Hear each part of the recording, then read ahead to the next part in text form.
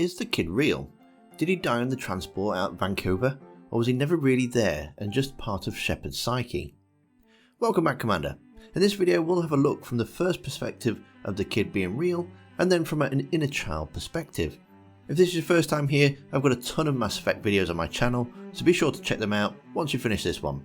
Oh, and there will be spoilers for Mass Effect 2 and 3, so just be warned. The opening shot sees a young boy playing with a toy starship. As the events of that fateful day start to pan out, we see a boy try to escape, running through the door to safety, thinking all is lost when the Reaper destroys that door. Luckily, the boy made it to an air vent, and when Commander Shepard catches up with him, he refuses to leave his hiding spot. The final time we see the boy is just as we're leaving Earth. Admiral Anderson has told you that he's staying behind, the transports are being loaded up, and the boy slips onto them, and just as it appears to escape, it's caught in a blast from the Reaper, killing all on board. First, let's look at this from a factual point of view. The boy is caught up in an attack on a military base. When the Reapers attack, he makes his way to the escaped transports. He narrowly avoids being killed by one Reaper, and then has a chance to go with Shepard, but refuses. It could be the blast that has shaken him so badly that he thinks the vents are going to be safer. It could be that he doesn't know who Shepard is, or maybe something else. After all, Shepard's been under the house arrest for 6 months. At this point, maybe he's heard rumours and doesn't trust Shepard. It's impossible to tell as to why he doesn't leave the vents with Shepard, and the game doesn't give you any answers, so all we're left is for speculation. Either way, he makes it and gets on board. This time, however, he's not so lucky, and as Shepard is too far away and too helpless to do anything that could save him. Setting the opening sequence like this gives the player a hint of what's to come. Usually in role-playing games, there's an optimum route which if you know about it, you can save everyone. They even did this in Mass Effect 2, where if you follow the perfect path, you'll be able to save your entire crew on the suicide mission. But war isn't clean cut as this. In war, people die and you can't save everyone. With the story of the boy, even when you're in arm's reach, sometimes you can save someone. Gotcha. Thanks. I owe you one. More than one. And sometimes you can't. Come here. I need to get you someplace safe. Take my hand. You can't help me. Shepard! In here. It's almost like the game is baiting you to give up. Like it says, look at this. This is war, and you can't win, and you can't save everyone. Go play outside. The sequence ends with the somber music and the quiet, almost peaceful silence, contrasting from the death and the destruction you've just witnessed.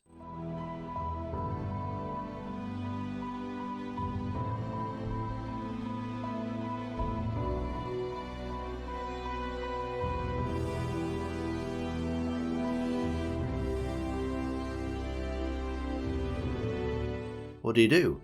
Are you going to give in? Or are you going to listen to Commander Shepard? Fight, or we die. Going into Mass Effect 3, you could have had a brilliant ending to Mass Effect 2, and even if you didn't manage to save all of your crew, who have survived against impossible odds and saved the human colonies from being kidnapped and used to create human Reaper, it's no small feat. So an opening like this serves to bring you back down to reality. You're not a superhuman hero that can save everyone, and you're about to see that firsthand.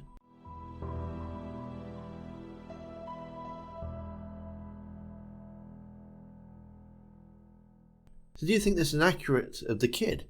Or do you think there's a deeper meaning to him? Let me know your thoughts down in the comments. And if you've not already done so, and if you'd be so kind, would you give me a boom on this like button? Looking at the kid's death in practical terms can help set the tone of the game. But what if there is a deeper meaning behind them?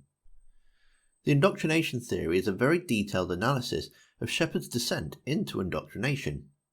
Indoctrination within the Mass Effect series is when the Reapers slowly take control of your mind, turning your thoughts against you and making you see and hear things that might not exist. Brother got married. The best man tried to hit on her. She kicked him down the church steps. What? Katie's my wife. I must have told you this story. No, I know my wife. I remember that day was the only time I saw her wear stockings. Yeah, the kind with seams up the back. That's what I remember too.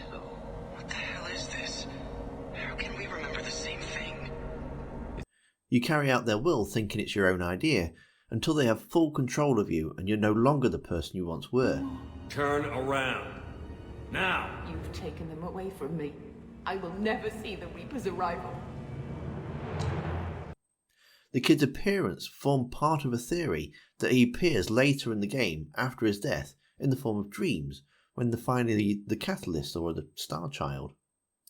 The developers have since confirmed the indoctrination theory is false, and although it's very good, it was never actually the plan for Shepard, and so the theory was debunked. Or is it? Although the indoctrination theory is no more, and a massive missed opportunity in my opinion, it doesn't mean that the kid's appearance is confirmed as real, and that he could still be a figment of Shepard's imagination. The theory of the inner child relates to us as adults who still have a childlike sense within them. In fact, we all actually have this inner child, you just need to be aware of it. You might see this inner child as a direct representation of yourself in your early years, or a symbol of your youthful dreams and playfulness. However, not everyone has a perfect childhood, and if you've experienced neglect, trauma, or thus some form of emotional pain, the inner child feels like it needs to be protected. In turn, as adults, we do this by burying the pain, but that's not healing that wound, and it could have negative effects. Now, I'm not here to give you a deep psychological analysis, but the theory can be applied to Shepard and that kid. In all of Shepard's backstories, you'll find that they either had a traumatic or emotional pain. Earthborn Shepards are an orphan, raised on the streets, escaping a life of petty crime and underworld gangs by enlisting with the Alliance military. Colonist Shepards, slavers raided the colony, slaughtering your family and friends. And even Spacer Shepards have the emotional pain of their childhood being spent on ships and stations as they transferred from posting to posting, never staying in one location for more than a few years. The clues that he doesn't really exist are there. Here we can see there's no entry to that way on the roof, and here the boy just appears to be running through a locked door. Anderson doesn't see him, and nobody helps him or acknowledges him getting on the transport. Now, these could be put down to developer oversight. They were not expecting the indoctrination theory, and so wouldn't be expecting people to look in detail at how or where the boy comes from or gets to. They need the door to be closed so the player is forced to shoot the husks. Changing the door colour from green to red is just a waste of resources, and nobody would be looking that closely, so it doesn't really matter. But if we spend our disbelief that the boy is just in Shepard's mind and he doesn't really exist, you can start to see how Shepard's psyche is working to resolve the conflict with the inner child. Watching the boy playing with his starship is something Shepard never had a chance to do. Being under house arrest for 6 months would have given Shepard plenty of time to reflect. Maybe Shepard wished the child was them. After the Reaper's attack, Shepard knows this is it, this is the end. The boy's words, Everyone's dying. You can't help me. could be coming straight out of Shepard's mind. The dreams that the boy appears in could also hold deep meaning for Shepard's mind, to be healing their inner child. Walking or running through a forest in your dream can mean that the desire to cling on to something that you don't have access to anymore. It could be a sign of insecurity and fear for the future. It often indicates a loss of confidence or focus in life. In some cases, the dream reveals the person's worry or contemplation for a problem. It could indicate the person's effort to find a solution to some problem. Often this dream indicates deciding about something important very soon, all very fitting for the current situation. The dream sequences happen after each major turning point in Shepard's quest to save Earth.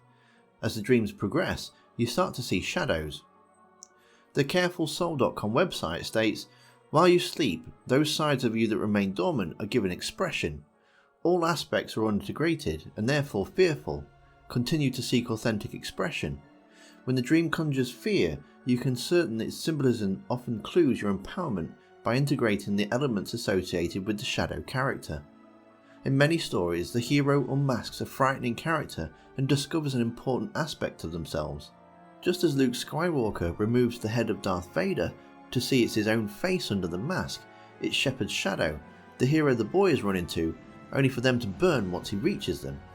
It goes on to say, you can view frightening characters in dreams the same way.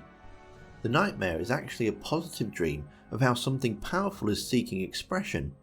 Once you explore what and why they are hiding, then you can resurrect something of value. This leads to increased understanding, self-acceptance and authentic power.